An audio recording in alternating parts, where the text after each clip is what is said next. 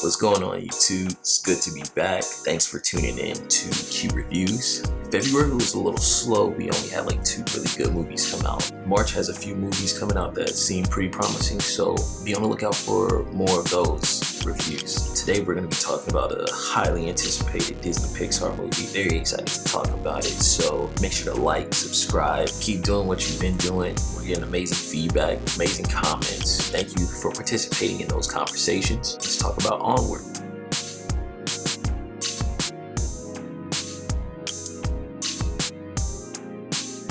Onward is Disney Pixar's first film that they're offering in the new decade. It's starring Tom Holland and Chris Pratt, and the movie focuses on 2 brothers going on this quest to find a spell to bring their father back for 24 hours. It takes place in this world where magic exists, but it's not being utilized because of the advancement in time, kind of like human capabilities as far as walking instead of driving. They definitely poke fun at stuff like that a few times in the movie. You know, now when you say it out loud, it's kind of one of those plots where it's like, how did that even make sense? But somehow they got it approved. Okay, so let's talk about what I liked. I liked Chris Pratt as Barley, who's the older brother of Tom Holland's character. Chris Pratt was really good because you can tell that he's had more voice acting roles in the past. When he was on screen or when he was being vocal in the movie, you could definitely feel that energy, and it brought a lot of excitement. And I know he was like the comic relief of the movie, so it's a little bit easier, but it felt good to see him on screen. It felt good to hear his voice and stuff like that. I think he did a great job. Another thing that I like, Pixar can make a really good looking movie. It was a really beautiful looking movie. It's funny because a lot of the stuff that I liked about the movie, they're gonna like mirror things that I hated. Pixar made a really good looking movie. The second half of the movie was really good. I think that they did a great job with tying in like what we were supposed to be watching. Definitely like the last few scenes of the movie. I think that's like, it ties in really well. And I think that Pixar and the writers did a great job of summing everything up and kind of giving you that life lesson that Pixar really wants you to have.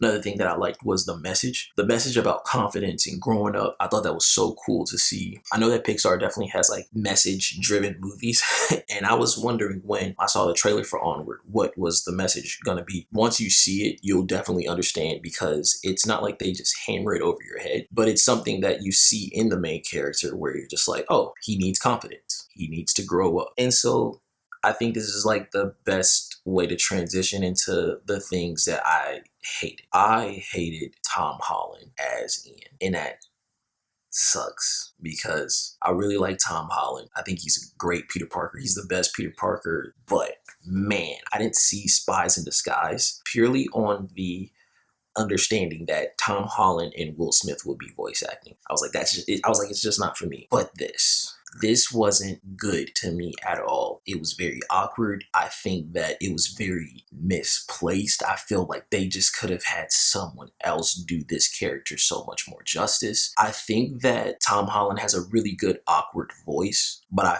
felt like it did not match the character's presence as far as being an awkward teenager. And it's hard because he's in a Disney movie and then Disney owns Marvel. So it's really hard to take away the he's Peter Parker conversation. But here's a great example. When hearing Chris Pratt, I didn't think about Star-Lord.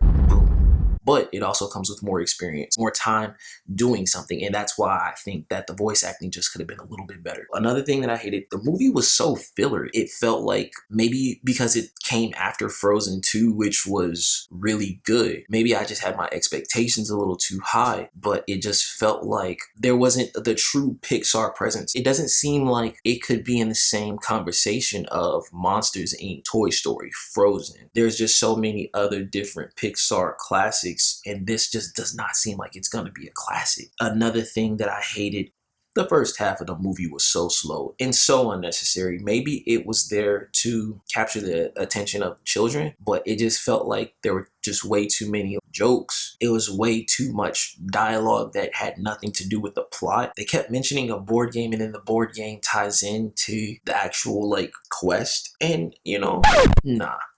We could have done without that. The last thing, the random placements for the messaging, Nah.